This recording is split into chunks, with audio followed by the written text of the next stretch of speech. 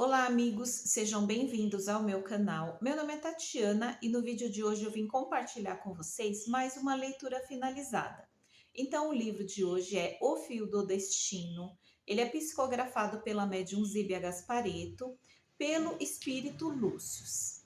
Então, é um livro que vai contar a história do Jacques. Jacques é um homem, é um jovem, aliás, muito bonito, muito elegante.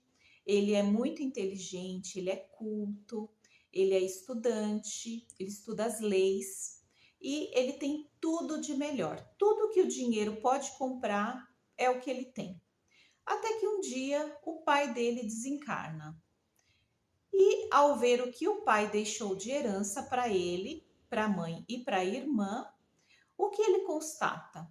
Que além da casa, que na verdade nem é uma casa, é um castelo, né, devido às condições econômicas que eles tinham, o pai dele deixou então esse castelo e o que mais? Dívidas, dívidas enormes. E o Jacques, o que vai fazer agora, sendo um estudante? E apenas o pai que mantinha toda essa fortuna. Ele imagina assim: vou até os meus credores, conversar com eles, para ver se eles conseguem segurar um pouco o pagamento das dívidas, esperar até que eu termine a minha graduação, e aí quando eu terminar eu vejo como que eu vou pagar essas dívidas. Mas quando ele vai procurar esses credores, ele recebe um bonito não na cara. Porque, inclusive, um dos credores fala para ele o seguinte: se o seu pai, que tinha tino comercial para fazer os negócios e lidar com dinheiro, não foi o suficiente para poder honrar as dívidas, imagine você, que é só um estudante. E aí ele sai muito ressentido dessas reuniões que ele teve com esses credores, porque ele não via saída. A família até chegou a cogitar trabalhar, vender o castelo, ir para uma casa menor, mas o Jacques, ele não aceitava diminuir o status social dele. Como que as pessoas iam ver ele? Iam ver que ele estava na miséria, na pobreza? De jeito nenhum, ele tinha que manter as aparências. Então, vender o castelo de jeito nenhum. Até um dos credores falou que poderia comprar o castelo para saldar um pouco das dívidas, mas ele de jeito nenhum que ele ia vender. Então, ficou pensando o que, que ia fazer e alguém ouviu as orações dele e o que acontece? Aparece um pretendente para a irmã dele. A irmã é uma moça, ela é muito bonita, ela é culta, ela é inteligente, né? Da mesma forma que o irmão. E aparece esse pretendente. Só que o detalhe é que esse pretendente, ele é rico. O Jacques conhece ele, já tinha conhecido ali do lugar onde ele estudava, só que ele não tinha ido muito com a cara desse rapaz. Mas esse rapaz aparece como por encantamento bem nessa hora que ele mais precisava. E essa riqueza dele fez com que ele ficasse um bom partido para a irmã.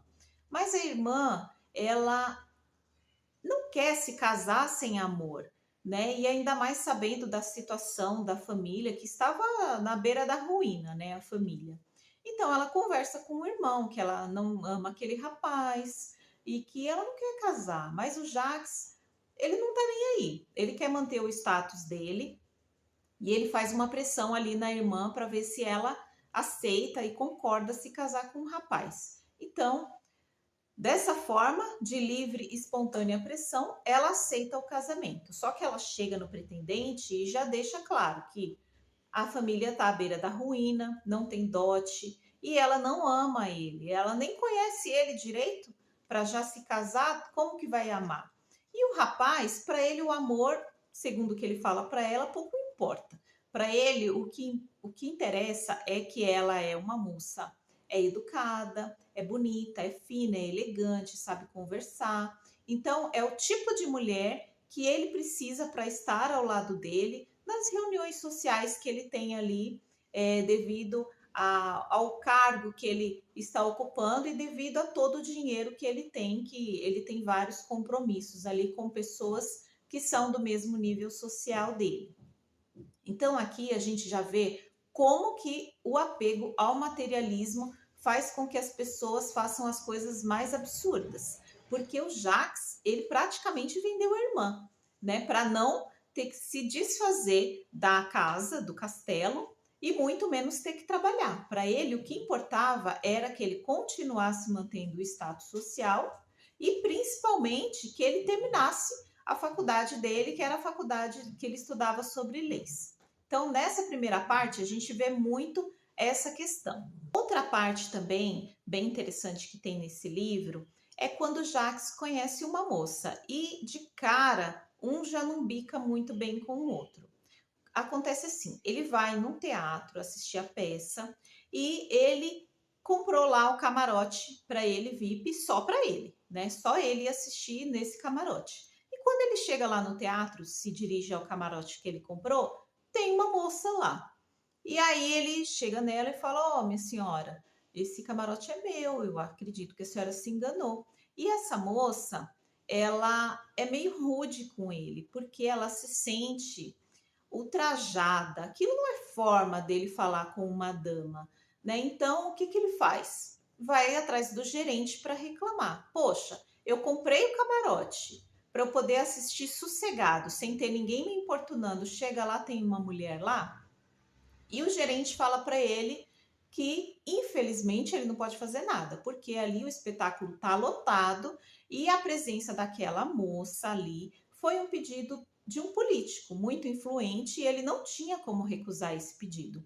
E o único lugar que dava para acomodar ela, né, que estava mais vazio ali, era o camarote dele. Então, Jacques saiu daquele jeito, né? Volta para o camarote e decide ficar ali então e assistir a peça de teatro. Só que ele fica pensando, poxa, mas quem que é essa mulher? Deve ser uma mulher muito importante, né? Para ninguém poder nem falar um não para ela. E aí ele fica lá assistindo a peça de teatro com ela, cada um na sua, não trocam palavras nem nada. Termina o primeiro ato, a mulher sai. E ele fica pensando, né? Vou puxar a conversa com essa moça para ver quem que ela é. Mas a mulher não volta, ela vai embora. E aí a gente vê uma outra parte que é a respeito do Jacques e dessa moça. E essa moça vai aparecer em muitas páginas desse livro. Essa moça, eu não vou falar aqui quem ela é, porque senão vai estragar toda a história, mas ela tem um papel fundamental aqui na história junto com o Jacques, né? Ela tem uma programação reencarnatória diferenciada. Então, ela não pode perder o foco de qual o papel dela nessa reencarnação. E ela leva o papel dela muito a sério.